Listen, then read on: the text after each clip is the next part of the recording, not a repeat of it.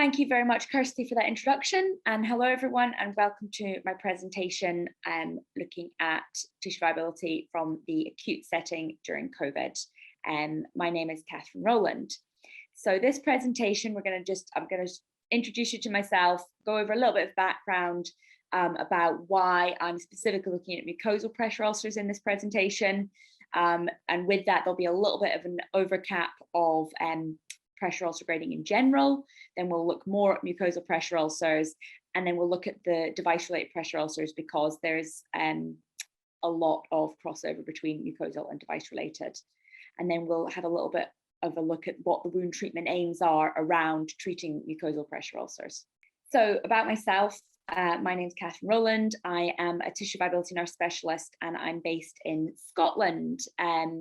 I've been working for 4 years now as a dynamic tissue viability nurse, which means I cover the acute and the community, which I love doing. I love that I get the insight into both areas because, as you'll see throughout this watch party, there really are quite a lot of differences between what's done in the acute and the community. So I'm very lucky that I can work in both. Previously to that, I was an ITU and critical care nurse for 10 years, and that is probably why I feel so passionately about mucosal pressure ulcers. It's something that we used to see infrequently, and it's definitely something that we've seen more of now with COVID, and like I said, we'll chat about that. So what is the background? The first thing is with pressure ulcers, the National Stop Pressure Programme aims to improve the consistency in the defining and measuring process of pressure ulcers, because we know that there are disparities in trusts in the way that they define, measure, and report pressure ulcers. Why is that important? Well, that's because if we don't grade, if we're not all grading the same and if we're not all reporting the same, then we're not able to see what's happening nationally and we're only able to see what's happening locally. We're not able to compare with other trusts. We're not able to compare and see where we stand. And what we need with pressure ulcers, treatment, reporting, and care is consistency. So if we can increase our awareness and our accuracy of grading and reporting, then we can help reduce harm. Pressure ulcers are a key quality care indicator. They are nationally recognised. Everybody's talking about them. But the important thing is that we're talking about them equally, properly, that we're all grading the same, that we're all reporting the same. And that is something, we've all got different reporting systems even between different trusts. In the acute, there's different reporting systems. The community have different reporting systems. And, Scotland and England have different definitions, terms, and systems. So we aren't able to look and say, okay, this is what we're looking at as a whole country, as a whole area. So where does mucosal fit in? Well, mucosal fits in. They've always been around. If you look at the UPAP documents, they've always mentioned mucosal, and what they've said is mucosal pressure ulcers cannot be graded in the same way that other pressure ulcers are. And that's pretty much all that was mentioned. It's never something that's been widely discussed. But with COVID-19, we saw a huge increase in patients in intensive care, and we saw a huge increase in patients who were getting proned. And with that, and with the increase in patient load, with the very, very overworked staff, with PPE, with all the devices and things, we were seeing an increase in mucosal pressure ulcers and device-related pressure ulcers. And with that increase, there's been more attention on these. And what's important is that in where I work, when on our reporting system, mucosal pressure ulcers weren't spoken about differently, they weren't separated. And that meant that when staff were reporting them, they were grading them, they were giving them a grade. And as we know, we can't grade them. But what I'm going to do is I'm going to recap on pressure ulcer grading. You'll all know pressure ulcer grading. I'm sure you can all do it. So it's going to be a whistle-stop tour through pressure ulcer grading, but it's going to bring us to mucosal, and it's going to show you how mucosal fits in with our pressure ulcer grading and explain why we can't grade the mucosal pressure ulcers in the same way we would grade other pressure ulcers, and why that's important in terms of our data reporting. In Scotland, I chaired the short life working group that looked at our grading tool. This is the national grading tool that we use. And what we've done is we've added mucosal pressure ulcers at the bottom. There you can see as a category, as a grade of their own, because they cannot be graded. And with that, we're putting out education and we're raising the profile and we're talking more about mucosal pressure ulcers so that people understand the difference. And so this tool was put out June last year. So let's go through our grades again, and that, like I said, that'll hopefully help you understand where mucosal fits in. I know you'll probably all seen the apple thing, but it works, so I'm just gonna do it again. Grade 1 pressure ulcer, non-blanching. The redness, when you push it, it doesn't go away. That's our grade 1. The skin is intact, the apple skin is intact. Grade 2, got my peeler and I'm just peeling the skin of the apple. That's all that's coming off. It's just very superficial skin loss. It's just the top layer of the skin, okay? It's very shallow. Our grade 2 pressure ulcer, and here's one a grade 3 pressure ulcer, sorry. Our grade 3 pressure ulcer, and here's one I bit earlier, is full thickness skin loss. There's a big bite out of the apple. There's a big chunk of skin and tissue missing. The key here, though, is that although that's deep, you can't see any bone, muscle, or tendon. You can't see the core of the apple. You can still just see the flesh of the apple. Okay, so it's deeper than when we just peeled the apple. It's deeper than a grade 2, but it's not right into the core. It's not a grade 4. And then, yeah, grade 4. The definition of a grade 4 is that there's full thickness tissue loss with exposed or palpable bone, tendon, or muscle. And that's the same as seeing, if you think about an apple, you're seeing the core, you're seeing the pips, and that's your bone, your muscle, your tendon. Okay, that's what makes it different. So even though there's a big deep hole in this apple, it's still just a grade 3 because you can't see the core, you can't see the bone, the muscle, or the tendon. And then there's our grade 4 with bone, muscle, and tendon. Our ungradable or unstageable isn't called ungradable because you cannot grade it. In terms of, you're not able to grade it. We sometimes in the acute, we've seen, nurses saying ungradable because they don't know the grade, or like mucosal, they're saying it's ungradable because you can't grade it. But an ungradable pressure ulcer, it means that there's something obscuring our ability to see the base of the wound, to know the depth. So we know that we've got more than a grade 1, but with this chocolate in front of the apple, or with slough or necrosis, you're unable to expose the base of the wound. Therefore, you're unable to say whether it's a grade 3 or a grade 4, and you're unable to grade it. Once this has been removed with debridement, then you would be able to grade that.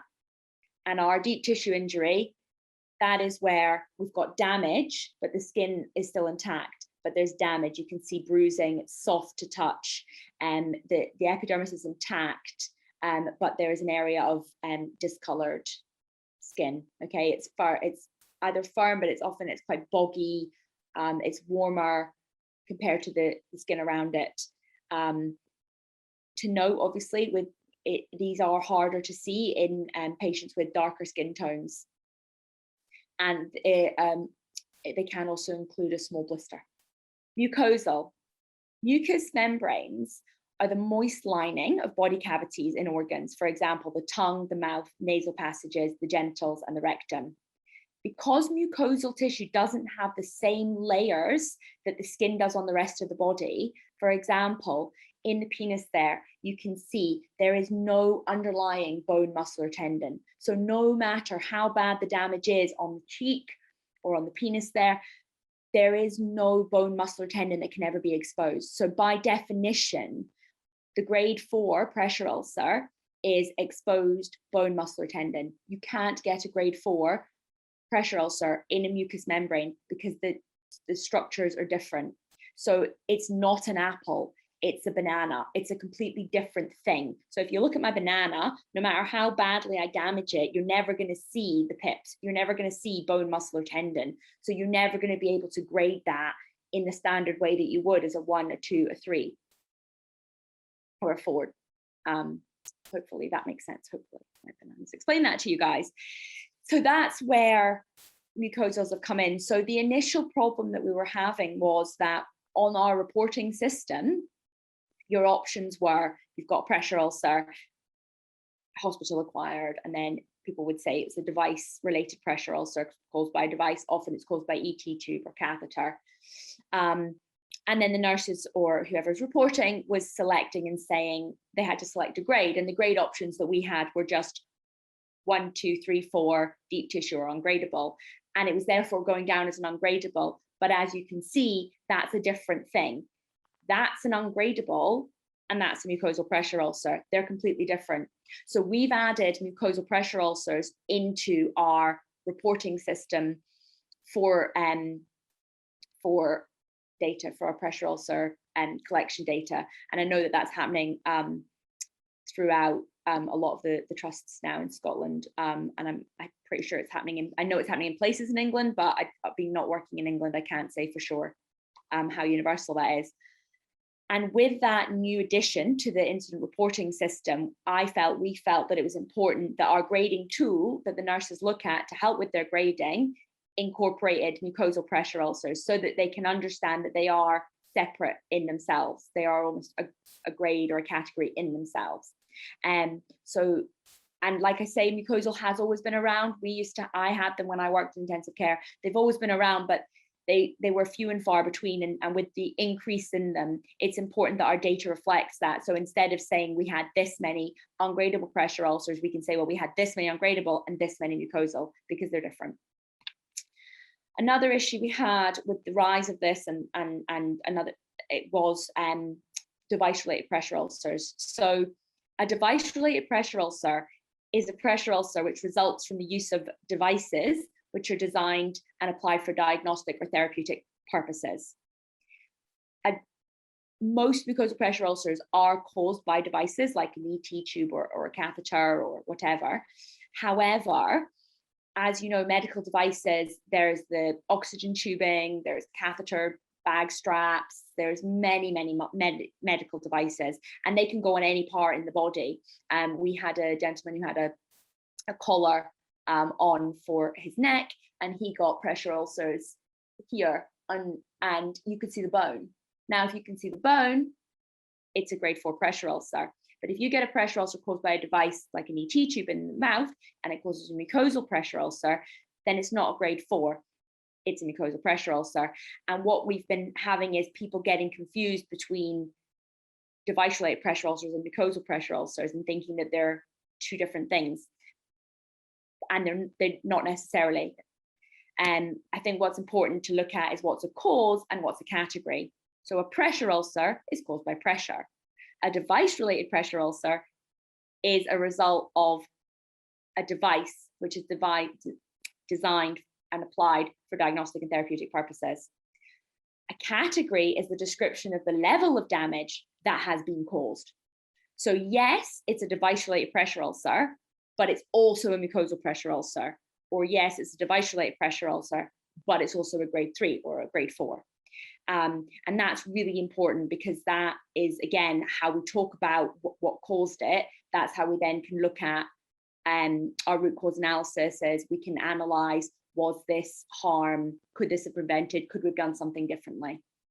So I just got 2 little case studies to just show you some examples of some mucosal pressure ulcers. So here we have a gentleman who got 2 mucosal pressure ulcers caused by the ET tube, which is the breathing tube that's put in when someone's put onto a ventilator in intensive care. And of course, we saw a lot of that with COVID and the hypoxia caused by COVID. He's got the damage here on the inside of his mouth, and he's also got damage there. That was from the ties keeping the tube in place, and that one in there was from the tube. Now you can see that wounds in this kind of location are going to be really difficult to manage, because they're not somewhere where you can put a standard kind of foam dressing or something. So there were a lot of challenges, and also with it being somewhere like your face, it's something that, you know, is quite shocking. If you wake up from being in an induced coma, you've been very unwell, and you've got sort of necrotic areas on your face, it's quite upsetting. But it is one of those things that when you're very unwell, you are more likely to get this damage. And a lot of these devices, especially obviously the ET tube, they're completely essential. And so yeah, it's just about thinking about how would you manage a wound like this? How would you manage this damage here? And here we have a mucosal pressure ulcer, which is caused by an indwelling catheter. You can see it's pretty significant damage, but you still can't grade it as a 3 or a 4 or an ungradable, because you'll never see bone, muscle, or tendon there. Again, you're not going to get a standard foam dressing on that. So it's about thinking outside the box in terms of your treatment plan. And about, do you still need that device that's caused the damage? Can that be removed now? Can you take a break? How are you going to deal with pain?